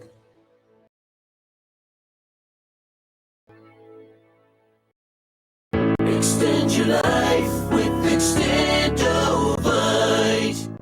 Extendovite really works. Here are some reviews from Amazon.com. Amazon customer, 5 out of 5 stars. I'm quite happy about it. This product has relieved what appears to be an angina problem, pain in the chest after climbing stairs, and short on breath. I'm quite happy about it. Dr. Sam Surreal. Good product and ingredients. Kept my blood pressure normal after mild heart attack in 2015. Switched to plant-based diet also to reverse atherosclerosis. John Bispicos, 5 out of 5 stars. Built up my immune system. To order, call 1-877-928-8822. That's 1-877-928-8822 or visit our website at heartdrop.com. Extend your life with Extendovite. Is your property a financial burden and causing you grief? Have you tried to sell but can't find buyers? Or are you just too busy to sell your property? Don't worry, we have the right solution for you. We buy properties as is, with cash, close in 30 days, and pay all closing costs. Our service is ideal for property owners who are in pre-foreclosure, have high-end repair costs, experiencing financial hardship, going through costly divorces, are relocating, need cash for retirement, suffering family loss, or have tax liens. Whatever your situation may be, we can help you sell your property and get the money you need. If you own a single-family home or multiple family units, call us for a free consultation at 888-910-1037. That's 888-910-1037. Or visit our website at cachingproperty.com. That's cachingproperty.com. Sell your property fast and leave all your worries behind. Homeowners, are you in foreclosure, expecting to be served with a foreclosure lawsuit, or suspect your lender has coerced you into an illegal mortgage transaction? A huge number of mortgages made in the last 10 years have legal issues and are possibly defective. State laws and the U.S. Supreme Court have upheld that defective mortgage documents are grounds for foreclosure defense and for counterclaims in favor of the homeowner. If your mortgage has been sold or assigned since closing the loan, it may be defective and you may be paying the wrong party, and the lender may not have standing or the right to foreclose or collect payments under the law. If you would like to know if your mortgage is legal or not, or know if you are paying the right party, we can help. Our initial consultations are free of charge. We are not attorneys. We are legal researchers and work closely with experienced lawyers who know how to help you find the evidence to help you keep your home. Call toll free 1-855-2-KEEP-IT. That's 1-855-2-KEEP-IT today. Well, they're stealing down on Wall Street and in Washington too. You know, it makes me wonder, what's a guy on Main Street to do? I've always tried to be an honest, upstanding kind of guy, but I must admit lately I thought about giving something else a try. Oh, I want to be a pirate. I want to sail the 7 seas. Yeah, I want to be a pirate.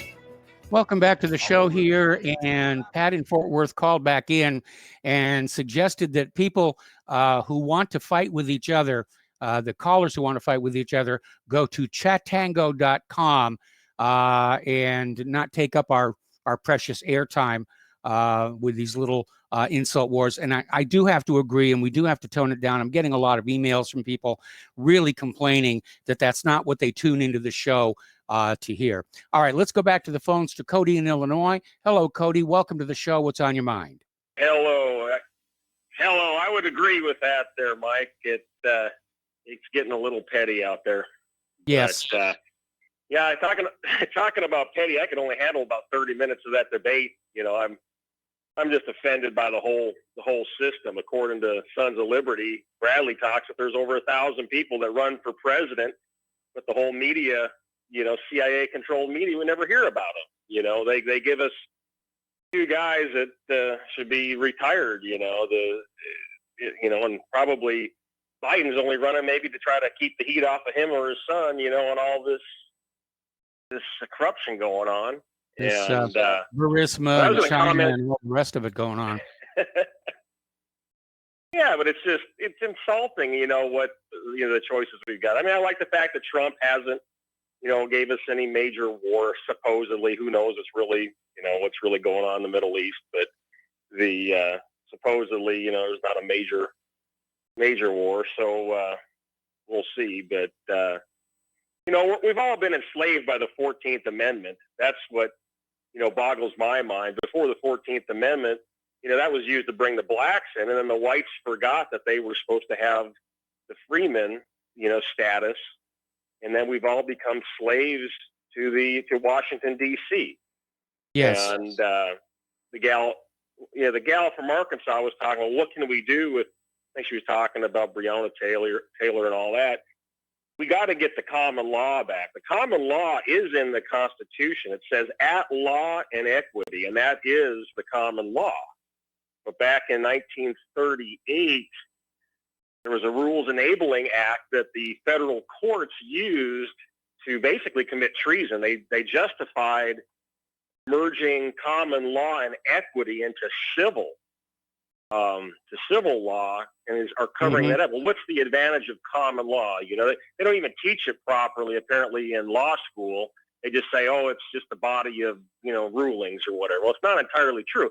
It's the people coming together in a common law grand jury, which has been obfuscated by the powers that be. And if we can get the sheriffs to get that, realize they have that power to allow, if there's corruption, something going on in your community, you just go to the grand jury. You don't have to go through a prosecutor. And I'm involved with National Liberty Alliance. Have you ever heard of them, Mike? Just slightly.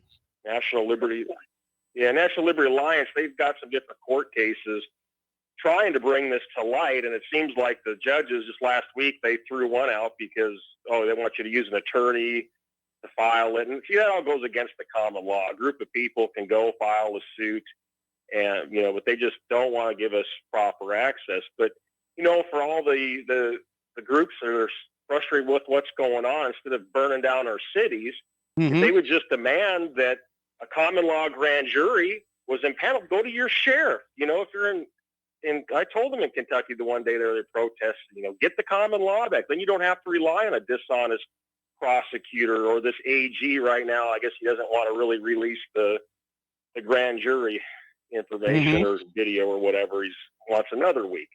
You know, so people are getting frustrated, and then, stuff gets burned down, so private businesses have to deal with that. We have to bring the common law back, and we're supposed to have power to the people, not this, I guess they call it a Roman civil law, which is part of the problem. They tell you that you don't have natural God-given rights, that you only have the civil rights that we say you have. Well, that's insulting. You know, that is insulting to say that I can't have a jury of 25 people decide if I did something wrong that's only based on statutes that the government is telling, you know, because that's the problem we've got. We've got they've made all this stuff legal, but it's not lawful. Everything that should be illegal is legal, according to the, you know, it's. Are you familiar, Mike, with that book that Richard Proctor, PhD, has written on the Constitution? No, I'm not. The Saving the Constitution. Well, anyway, he's been interviewed by David Knight several different times. I've got a copy of his book. It talks about treaties, how that, you know, treaties, in theory, treaties should not violate the Constitution, but apparently the Supreme Court has ruled that treaties can, I guess in a sense, violate. It says Supreme Court decided the powers reserved to the states by the 10th Amendment would be given to the national government by a treaty in this Missouri v. Holland case.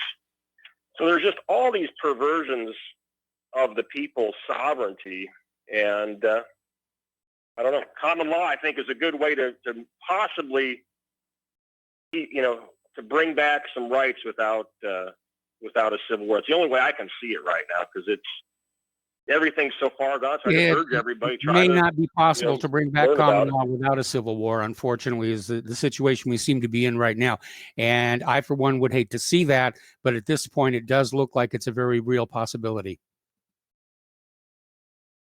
Yeah, well, Okay. we got the communists, people in there. But anyway, thanks a lot, Michael. I appreciate it. Have a good day. All right. Thanks a lot, Cody. We're going to switch over to Joe in California. Hello, Joe. Welcome to the show. What's on your mind today? Hello, Mike. If I may begin, I have a bone to pick with a few of the callers. No, I'm just kidding. Okay. Actually, while I was waiting on hold, something very original came to me, and I'd like to get it out there for all the Sure. listeners to hear. Can't we all just get along? That's incredibly original. I think that's. Thank you, Mike. First of all, on the debate, Biden is just a nasty, entitled career politician.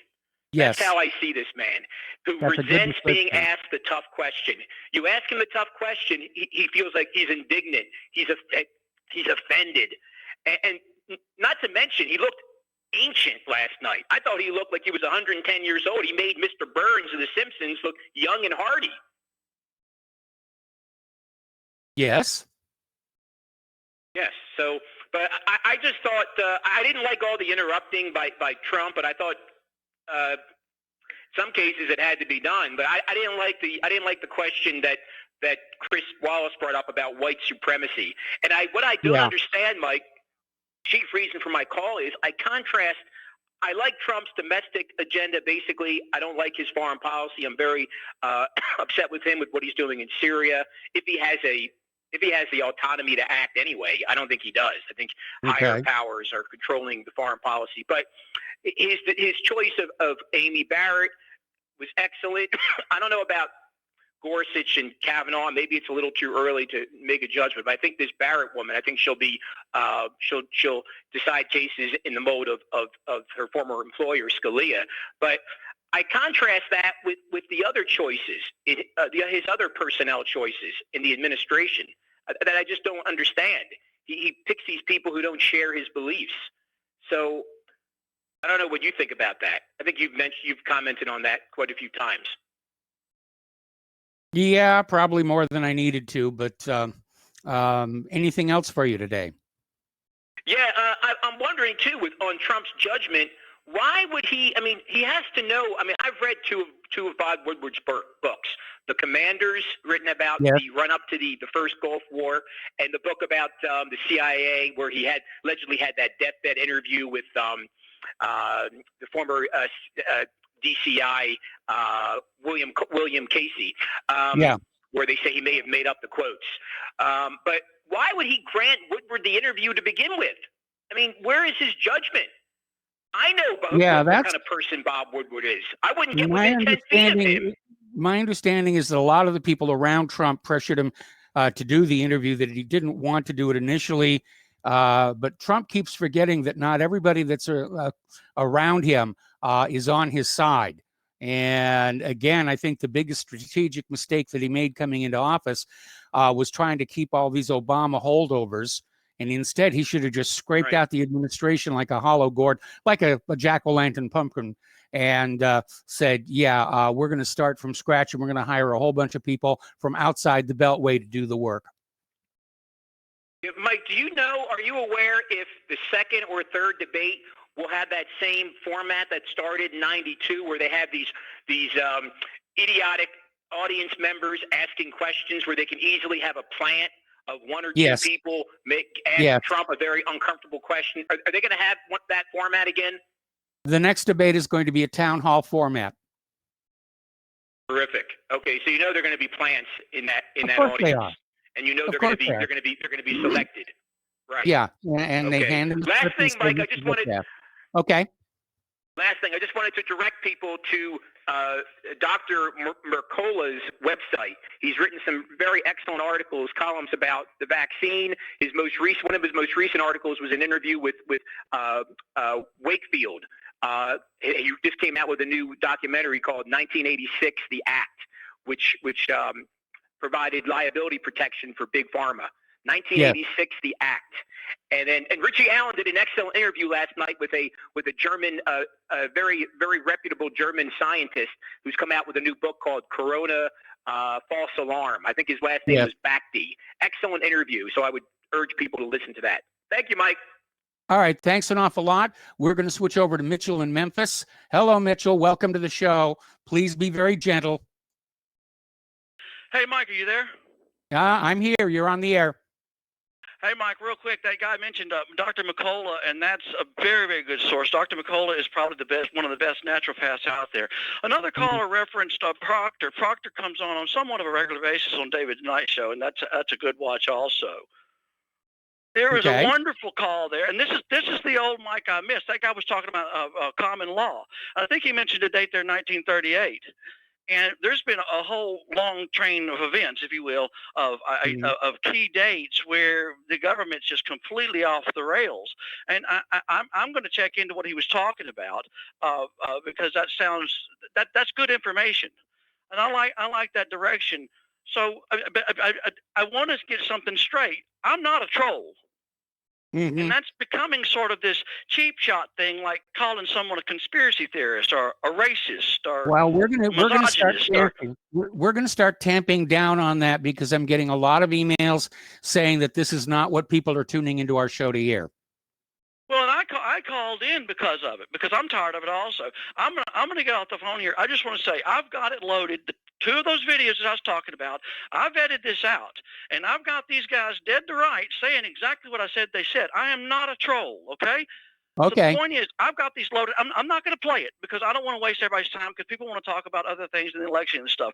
If you could, we can talk about this later, but I really would like to talk about hard issues instead of all this personalized stuff. But what I said about these guys was correct, and I'm not lying, and I'm not a troll. Now, I'm gonna let you go, and perhaps I can call you in the next couple of days. Okay, Mike? All right. That would be fine. Thank you very much. Thank you for the phone call. We're going to switch over to Chance in West Virginia. Hello, Chance. Welcome to the show. What's on your mind? Yes, hello, Michael. Your last caller has a point. We should stick to the news.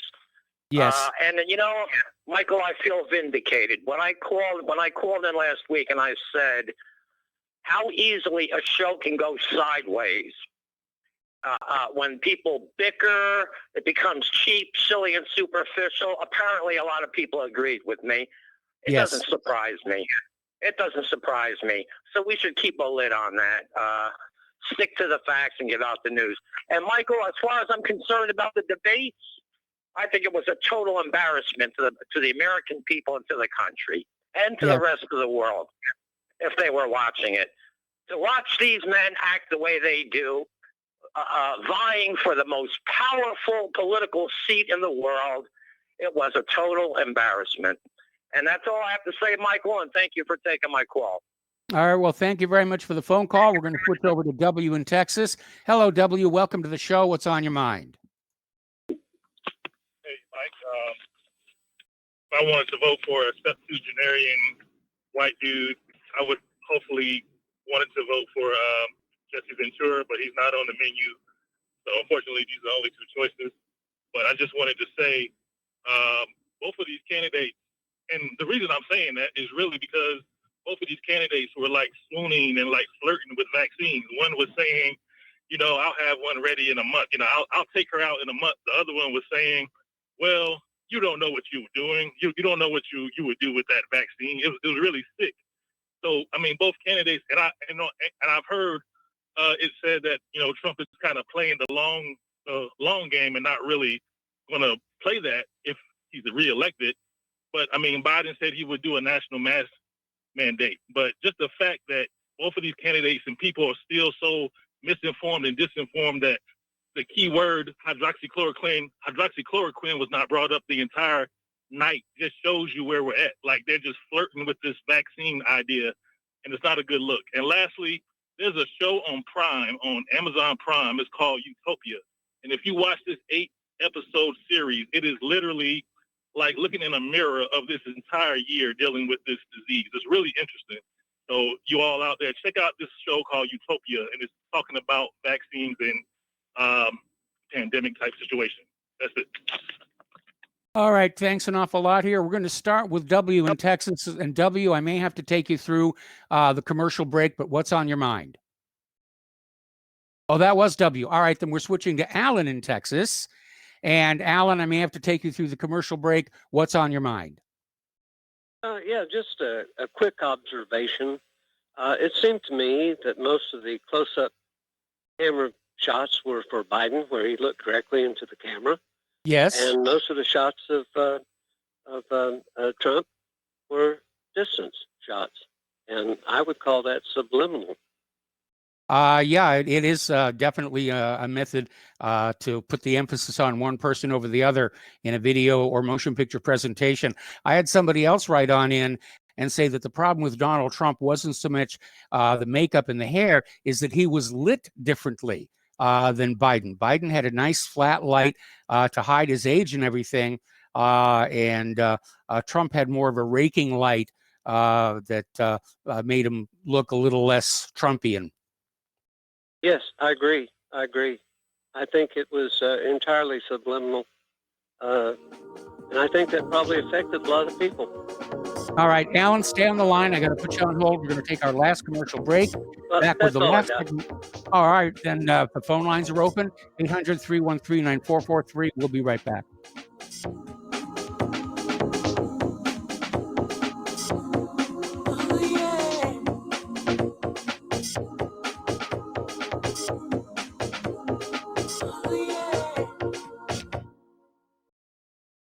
Hey gang, Patrick Slattery here with an important message that is pertinent to anyone who shops for groceries, eats food, or just has an inquisitive mind like myself. What I'm about to introduce you to is a segment of our food culture that has been kept so low profile to the American public that virtually no one is aware of how dominant it is on our refrigerator and cupboard shelves. What I'm talking about is the kosher certification industry and a new app, Koshertified, that delivers a comprehensive education on all aspects regarding this little-known practice. After reviewing this app, I found that it is useful for practically anyone who purchases food, regardless of their religious faith or identity. Its database of products not kosher certified is a win-win convenience for all food-conscious people. So why not check out the kosherquestion.com or click on the link at nationalbugle.com and see how modifying your grocery shopping with the Koshertified app can make a huge difference for your future. Extend your life with Extendovite, a 7-herb combination made from garlic, cayenne, bilberry, hawthorn, ginkgo biloba, valerian, and milk thistle. Each herb was chosen for their abilities to help improve irregular heartbeats, chest pain, lower cholesterol, as well as normalize blood pressure and clean and strengthen arteries, plus much, much more. Doctors have taken people off of some or all of their pills just because they believe their patients got better while taking Extendovite. Get the dependability of Extendovite. Just see how you feel in 6 months. A 2-month supply of either capsules or liquid is only $69.95 plus shipping and handling. Call 1-877-928-8822. That's 1-877-928-8822 or visit heartdrop.com. Extend your life with Extendovite. What would you say if I told you we have a new tool that will increase production and lower maintenance costs for your meat processing company? And it would pay for itself in just 6 weeks. When pigs fly! The new Ease Off Model Easy 4 replaces old spring-style carcass droppers and is faster, safer, and more reliable. The Ease Off lowers or lifts 1,000 pounds to or from your rail automatically using our remote control. Sounds expensive. Can I afford it? Can you afford not to try the Ease Off? It installs fast with just 3 bolts in place of your current dropper. The effortless operation will reduce fatigue and injuries, speed up your line, eliminate downtime, and increase profit. How can I order my Ease Off? Go to easeoff.com, EAZEOFF.com, and hurry because we are offering $200 off on the new Easy 4 for a limited time. Easeoff.com. We make pigs fly. Cows, too. Ease Off LLC, Summersville, Missouri. 417-932-6419. We will not go down in the night without a fight. You can burn up our mosques and our homes and our schools, but our spirit will never die. We will not go down in Gaza tonight. Welcome back to our show, last segment of our program today here, and back to the political news. Little article coming out of UNS.com. Who's funding the shady ballot harvesting schemes that we're seeing exposed every day? And they're talking about, the author is saying he learned about an insane ballot harvesting scheme tied to a deep-pocketed liberal advocacy group called the Center for Tech and Civic Life, subsidized by Facebook founder Mark Zuckerberg, Google, the Rockefeller Brothers Fund, and eBay former chairman Pierre Omidyar's Democracy Fund. Okay. Now, apparently over in Arizona, Governor Doug Ducey is demanding that the Secretary of State, Hobbs Katie, Katie Hobbs, basically shut down their hotline, which has been processing voter registrations without the need for an application or a signature. I mean, that opens up all kinds of nefarious ways of cheating the election here. Now, apparently, conservative talk radio host and grassroots activist Vicki McKenna blew the whistle after hearing ads played during her daily show on 1310 WIBI. Last week on the radio program, we played Biden campaign ads. They were all about something called Democracy in the Park. It was an advertisement about how Madison, Wisconsin would have 200 parks hosting ballot harvesting events. The ads were punctuated by disclosure they were paid for Joe Biden for president. Okay. A lot of Democrats who are very unhappy with the country as it is, and they seek this socialist utopia, which nobody's ever actually succeeded in creating in all of history here. But they're actually starting to talk about secession, about splitting the country in two along party lines, where the red states would be one country and the blue states would be another country. Now, in his farewell address, George Washington explained that union should be regarded as the palladium of our political safety and prosperity. Union is of such benefit and disunion so harmful, he added, there will always be reason to distrust the patriotism of those who in any quarter may endeavor to weaken its bands. Washington warned against those who, in seeking disunion, misrepresent the opinions and aims of others. You cannot shield yourself too much against the jealousies and heartburnings which spring from those misrepresentations. They tend to render alien to each other those who ought to be bound together by fraternal affection. Okay, getting into COVID-19, it's now coming on out that the soon-to-arrive COVID vaccine will require 2 shots taken 60 days apart from the same vaccine maker. And, of course, technocrats are going to save the day with more technology to track everyone everywhere and make sure they got both of their shots. Getting to be a real mess out there. Okay. Apparently over in New York City, they're starting mass patrols that will find people refusing to wear face covering. Okay. There's the music here. Stay tuned for Steve Elkins, who's taking over the microphone for John Stadmiller tonight. Please spread the word of Republic Broadcasting. Spread the word of whatreallyhappened.com. Please, please, please, please, please, please, please donate. We need your help. We'll be back tomorrow. Aloha, America.